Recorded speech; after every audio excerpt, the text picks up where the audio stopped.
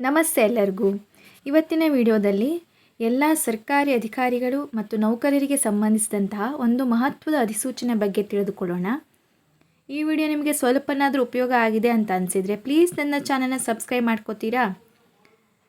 ಕರ್ನಾಟಕ ರಾಜ್ಯ ಸರ್ಕಾರವು ಆನ್ಲೈನ್ ತರಬೇತಿ ಕಾರ್ಯಕ್ರಮವನ್ನು ಜಾರಿಗೆ ತರಲು ಸಾಮರ್ಥ್ಯ ಅಭಿವೃದ್ಧಿ ಆಯೋಗ ಮತ್ತು ಕರ್ಮಯೋಗಿ ಭಾರತ್ ಇವರೊಂದಿಗೆ ಒಡಂಬಡಿಕೆಯನ್ನು ಮಾಡಿಕೊಂಡಿದೆ.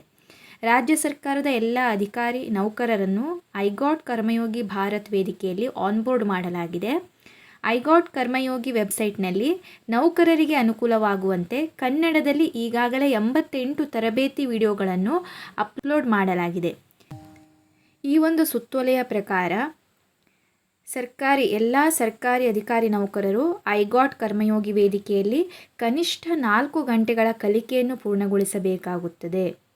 ಈ ಉದ್ದೇಶಕ್ಕಾಗಿ ಐಗಾಟ್ ಕರ್ಮಯೋಗಿ ವೇದಿಕೆಯಲ್ಲಿ ತರಬೇತಿಗಳನ್ನು ಪಡೆಯಲು ತಮ್ಮ ಅಧೀನದಲ್ಲಿ ಕರ್ತವ್ಯ ನಿರ್ವಹಿಸುತ್ತಿರುವ ಅಧಿಕಾರಿ ನೌಕರರು ಕಡ್ಡಾಯವಾಗಿ ತರಬೇತಿ ಪಡೆಯಲು ನಿರ್ದೇಶಿಸುವಂತೆ ತಿಳಿಸಲಾಗಿದೆ ಅಂತ ಹೇಳಿದ್ದಾರೆ.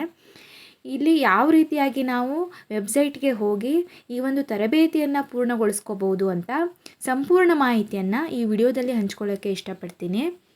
ಫಸ್ಟು ನಿಮ್ಮ ಮೊಬೈಲ್ನಲ್ಲಿರುವ ಅಥವಾ ಲ್ಯಾಪ್ಟಾಪ್ನಲ್ಲಿರುವ ಯಾವುದಾದ್ರು ಒಂದು ಬ್ರೌಸರ್ಗೆ ಹೋಗಿ ಐಗಾಟ್ ಕರ್ಮಯೋಗಿ ಅಂತ ಟೈಪ್ ಮಾಡಿ. ಐಗಾಟ್ ಅಂತ ಟೈಪ್ ಮಾಡ್ತಾ ಇದ್ದಾಗೆ ಫಸ್ಟ್ನೇದು ಬರುತ್ತೆ. ಅದಕ್ಕೆ ನಾವು ಕ್ಲಿಕ್ ಮಾಡಿದಾಗ ಇಲ್ಲಿ ಈ ರೀತಿಯಾಗಿ ಬರುತ್ತೆ. ಓಪನ್ ಮಾಡ್ತಾ ಇದ್ದಾಗೆ ಇಲ್ಲಿ ಮೇಲ್ಗಡೆ ಲಾಗಿನ್ ಮತ್ತು ರಿಜಿಸ್ಟರ್ ಅಂತ ಆಪ್ಷನ್ಸ್ ಬರುತ್ತೆ. ಇಲ್ಲಿ ನಾವು ಲಾಗಿನ್ಗೆ ಹೋಗೋಣ.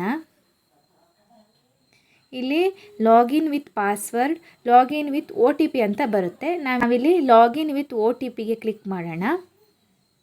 ಇಲ್ಲಿ ನಮ್ಮದು HRMS ಅಲ್ಲಿ ಯಾವ ಒಂದು ಫೋನ್ ನಂಬರನ್ನು ಕೊಟ್ಟಿರ್ತೀವೋ ಆ ಫೋನ್ ನಂಬರನ್ನು ಇಲ್ಲಿ ಎಂಟ್ರಿ ಮಾಡಬೇಕು. ರಿಕ್ವೆಸ್ಟ್ OTP ಅಂತ ಕೊಟ್ಟಾಗ OTP ಬರುತ್ತೆ. OTPಯನ್ನು ನಾವಿಲ್ಲಿ ಎಂಟರ್ ಮಾಡಿ ಸಬ್ಮಿಟ್ ಮಾಡಬೇಕು.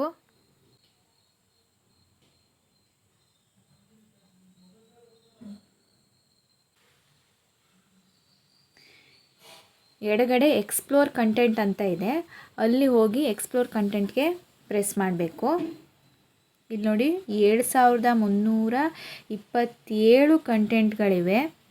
ಇದರಲ್ಲಿ ನಾವು ಯಾವುದನ್ನು ಮಾಡ್ತೀವಿ ಅನ್ನೋದನ್ನು, ಯಾವ ವಿಡಿಯೋವನ್ನು ನೋಡಬೇಕು ಅನ್ನೋದನ್ನು ಚೂಸ್ ಮಾಡಿಕೊಂಡು ಆ ವಿಡಿಯೋವನ್ನು ನೋಡಿ ಕೊನೆಯಲ್ಲಿ ಪ್ರಶ್ನೆಗಳಿರುತ್ತೆ, ಅದಕ್ಕೆ ಉತ್ತರವನ್ನು ಕೂಡ ಕೊಡಬೇಕು. ನಾವು ಉತ್ತರವನ್ನು ಕೊಟ್ಟಾದ ಮೇಲೆ ನಮಗೆ ಒಂದು ಪ್ರಮಾಣ ಪತ್ರ ಬರುತ್ತೆ. ಇಲ್ಲಿ ಒಂದನ್ನು ನೆನಪಿಟ್ಕೋಬೇಕು, ನಾವು ಕನಿಷ್ಠ 4 ಗಂಟೆಗಳ ತರಬೇತಿಯನ್ನು ಕಡ್ಡಾಯವಾಗಿ ಪೂರ್ಣಗೊಳಿಸಬೇಕು. ಅದೇ ರೀತಿಯಾಗಿ ಕರ್ನಾಟಕ ಸಿವಿಲ್ ಸೇವಾ ರಜಾ ನಿಯಮಗಳು, ಕರ್ನಾಟಕ ನಾಗರಿಕ ಸೇವಾ ನಡತೆ ನಿಯಮಗಳು 2021, ಕರ್ನಾಟಕ ನಾಗರಿಕ ಸೇವಾ ನಿಯಮಗಳು 1957 ಇವು 3 ನಾವು ಕಡ್ಡಾಯವಾಗಿ ವೀಕ್ಷಿಸಿ ಪ್ರಶ್ನಾವಳಿಗಳಿಗೆ ಉತ್ತರಿಸಿ ಪ್ರಮಾಣ ಪತ್ರಗಳನ್ನು ಪಡೆದುಕೊಳ್ಬೇಕು.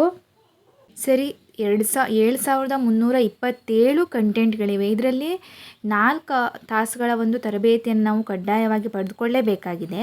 ಹಾಗಿದ್ರೆ ಯಾವ್ಯಾವ ವಿಡಿಯೋಗಳನ್ನು ನಾವು ನೋಡ್ಬೋದು ನೋಡಿ. ಇಲ್ಲಿ ಎಡಗಡೆ 3 ಲೈನ್ಸ್ ಇದೆ. ಅಲ್ಲಿ ಕ್ಲಿಕ್ ಮಾಡಿದಾಗ ನಮ್ಗೆ ಈ ರೀತಿಯಾಗಿ ಸೆಕ್ಟರ್ ವೈಸ್ ಆಗಿ ನಾವು ನೋಡ್ಬೋದು.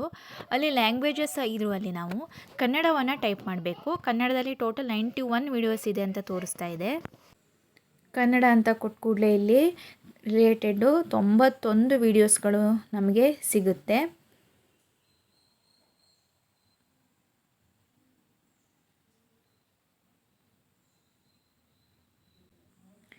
ಈ 91 ವಿಡಿಯೋಗಳಲ್ಲಿ ನೋಡಿ ನಮಗೆ 3 ವಿಡಿಯೋಗಳನ್ನು ಕಡ್ಡಾಯವಾಗಿ ನೋಡಿ ಪ್ರಮಾಣ ಪತ್ರವನ್ನು ತೆಗೆದುಕೊಳ್ಳಲೇಬೇಕು. ಹಾಗಾಗಿ ಕರ್ನಾಟಕ ಸೇವಾ ನಿಯಮಗಳು ಅದನ್ನು ಇಲ್ಲಿ ಸರ್ಚ್ ಅಂತ ಇರೋದ್ರಲ್ಲಿ ಕರ್ನಾಟಕ ಅಂತ ಕೊಡ್ತೀನಿ.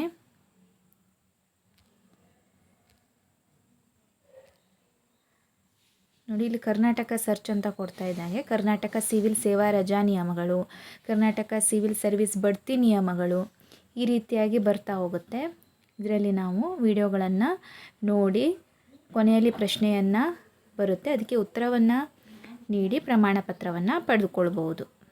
ಈ ರೀತಿಯಾಗಿ ನಾವು ಒಟ್ಟು 4 ಗಂಟೆಗಳ ವಿಡಿಯೋಗಳನ್ನು ವೀಕ್ಷಿಸಿ ಪ್ರಮಾಣ ಪತ್ರಗಳನ್ನು ಪಡೆದುಕೊಳ್ಳೋದು ಕಡ್ಡಾಯವಾಗಿದೆ.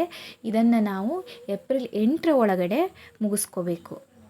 ಕೋರ್ಸನ್ನು ಪೂರ್ತಿ ಮಾಡೋದಕ್ಕಾಗಿ ಇನ್ನೊಂದು ವಿಧಾನ ಏನಪ್ಪ ಅಂದರೆ, ನಮ್ಮ ಮೊಬೈಲ್ನಲ್ಲಿ ಪ್ಲೇಸ್ಟೋರ್ ಆ್ಯಪ್ ಇರುತ್ತಲ್ಲ, ಪ್ಲೇಸ್ಟೋರ್ ಆ್ಯಪ್ಗೆ ಹೋಗಿ ಐ ಗಾಟ್ ಕರ್ಮಯೋಗಿ ಅಂತ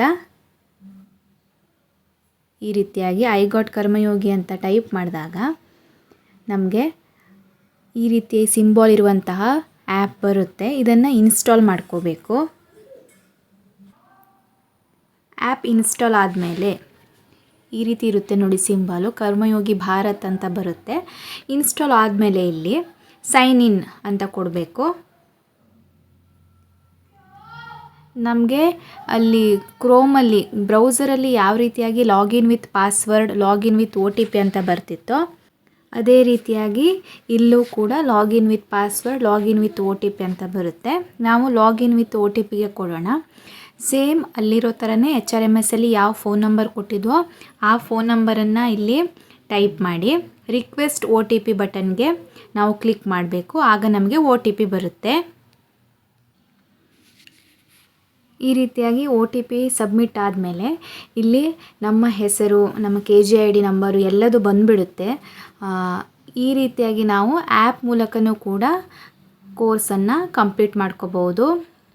ನಾನು ಹಿಂದೆ ಎಕ್ಸ್ಪ್ಲೇನ್ ಮಾಡಿರ್ತಾರೇ ಇಲ್ಲಿ ಎಕ್ಸ್ಪ್ಲೋರ್ ಕಂಟೆಂಟ್ಗೆ ಹೋಗಿ ರೀತಿಯಾಗಿ ಕಂಟೆಂಟ್ಸ್ಗಳು ಓಪನ್ ಆಗುತ್ತೆ. ಇಲ್ಲಿ ನಾವು ಫಿಲ್ಟರ್ ಅಂತ ಇದೆ ನೋಡಿ, ಬಲಗಡೆ ಫಿಲ್ಟರ್ ಅಂತ ಇದೆ. ಅಲ್ಲಿ ಹೋದಾಗ ನಮಗೆ ಕ್ಯಾಟಗರಿ ಬರುತ್ತೆ, ಕಾಂಪಿಟೆನ್ಸಿ ಏರಿಯಾ, ಕಾಂಪಿಟೆನ್ಸಿ ಸಬ್ ಥೀಮ್ ಈ ರೀತಿಯಾಗಿ ಬರುತ್ತಲ್ಲ.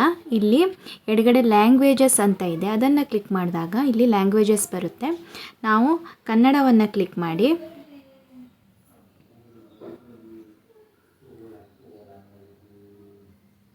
ಅಪ್ಲೈ ಫಿಲ್ಟರ್ ಅಂತ ಕೊಟ್ಟರೆ ಇಲ್ಲಿ ಬಲಗಡೆ ಕೆಳಗಡೆ ಅಪ್ಲೈ ಫಿಲ್ಟರ್ ಅಂತ ಇದೆ. ಅಪ್ಲೈ ಫಿಲ್ಟರ್ ಅಂತ ಕೊಟ್ಟರೆ ನಮಗೆ ಕನ್ನಡದಲ್ಲಿರುವಂತಹ ವಿಡಿಯೋಗಳು ಶೋ ಆಗುತ್ತೆ.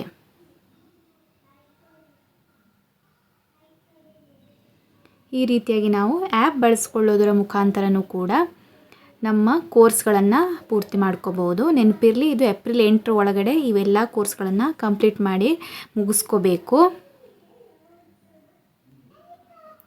ಈ ವಿಡಿಯೋ ನಿಮಗೆ ಇಷ್ಟ ಆಗಿದೆ ಅಂತ ಭಾವಿಸ್ತೀನಿ. ಈ ಒಂದು ಉಪಯುಕ್ತ ಮಾಹಿತಿಯನ್ನು ನಿಮ್ಮ ಹಿತೈಷಿಗಳಿಗೂ ಕೂಡ ಶೇರ್ ಮಾಡೋದ್ರ ಮುಖಾಂತರ ಈ ಮಾಹಿತಿಯನ್ನು ತಿಳಿಸಿ ಅಂತ ಕೇಳ್ತಾ, ಥ್ಯಾಂಕ್ ಯು ಫಾರ್ ವಾಚಿಂಗ್.